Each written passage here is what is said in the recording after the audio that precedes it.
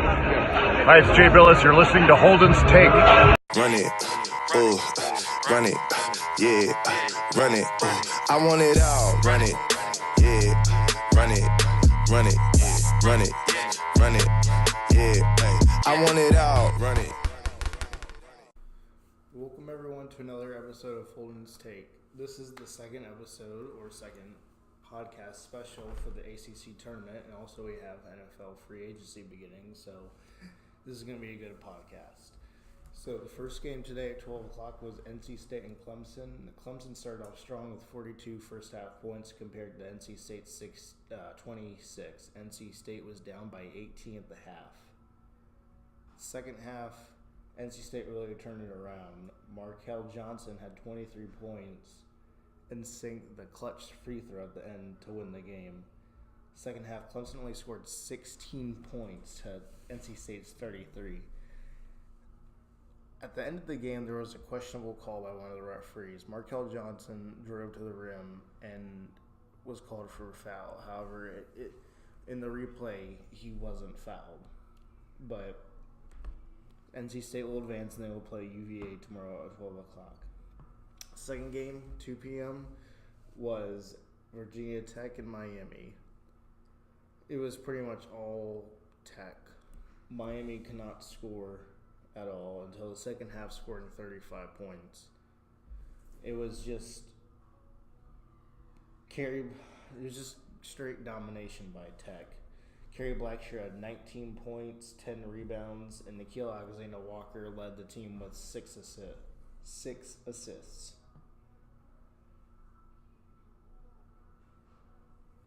Third game of the day was Louisville and Notre Dame. Notre Dame fought hard but couldn't pull it out in the end, lost 75-53. TJ Gibbs, 21 points. John Moody with a good outing with 12 rebounds. TJ Gibbs only 2 assists for Notre Dame. So it was unfortunate to see Notre Dame this year perform so poorly when we're used to them actually being pretty decent. But hopefully Mike Bray can turn around next season. The last game of the day was Pittsburgh and Syracuse. I thought to myself that Pittsburgh was going to win this game, and they put up a really good fight. They were up 6 at the half, 36-30, but only scored 23 points in the second half compared to Syracuse's 43, losing 73-59. Now let me talk about Jared Wilson-Frame. He had 24 points in this game. By the way, shout out to Buddy Boeheim with 20 points, starting for Tyus Battle, who is out today. I think Jared Wilson-Frame should be on one of the all-ACC teams this year for the tournament. He's only played 2 games, but from what I've seen him, he's just been an amazing player. Don't know if he's a senior this year. He might be a junior. But in the last game, he had 16 points, and he's been an outstanding player. He grabs rebounds and can score big. So tomorrow, first game, we have NC State, Virginia. I have Virginia winning this game. I'm not trying to be biased, but I do think Virginia will win. Virginia Tech and Florida State. I do think Florida State will win, but it'll be a tight contest the whole way through. Louisville and UNC. I think the Heels will bring it out. Q's and Duke. I think Duke will win, and I'll give my rest of my predictions when tomorrow is done. Now, we're going to talk about NFL free agency so far. Well, today's moves. Mark Ingram and Earl Thomas are going to the Ravens. I like the Earl Thomas move, and I don't. And here's why. They've lost a lot of their defensive players this offseason, so their defense is going to hurt. And also, I'm a Cowboys fan. I really wanted Earl Thomas. But I don't think the Ravens are a contender in their division. I don't even think I think they're gonna finish third behind Steelers and Browns. The Browns are going to the playoffs. You've heard it here first. Browns are playoff bound.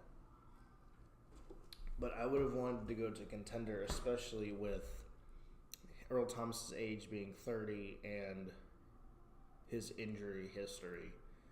I would have wanted to go to contender, and the Ravens are just not contenders. They got Lamar Jackson, who can't throw the ball. He can run, but he can't throw it, and you need a quarterback, obviously, who can throw the ball, and he's not that. Mark Ingram is not going to do good. I think he's going to be a big bust for them. I think he only would work out in the Saints or a team that utilizes 2 running backs, which the Ravens do, but I just don't think it's going to work out with them. But I want them to prove me wrong. Like, that's my whole outlook on sports and my predictions. I want players, when I criticize them and I say I don't think they're do good, I want them to prove me wrong. Blake Bortles was finally released. It's about time. He's one of the worst quarterbacks I've ever seen, and it's about time that the Jaguars did it. I would have done it last year. Nick Foles is not the answer. Just letting you guys know. He's not the answer to the Jaguars. He's not going to perform good. But prove me wrong. Tyrod Taylor signed with the Chargers today, 2 years. Now, I think this move is interesting. Is it possibly foreshadowing that Phillip Rivers, this might be his last season? I don't know.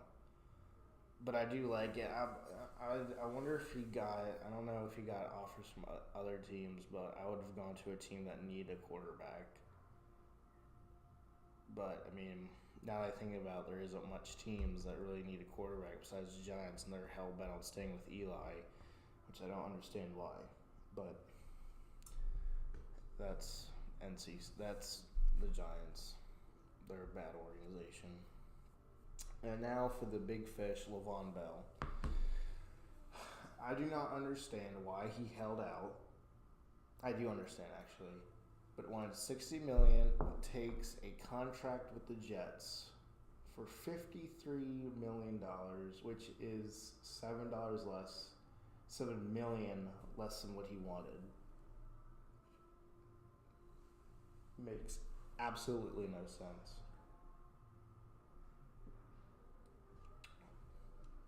And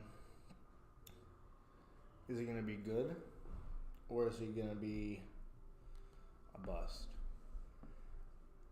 I think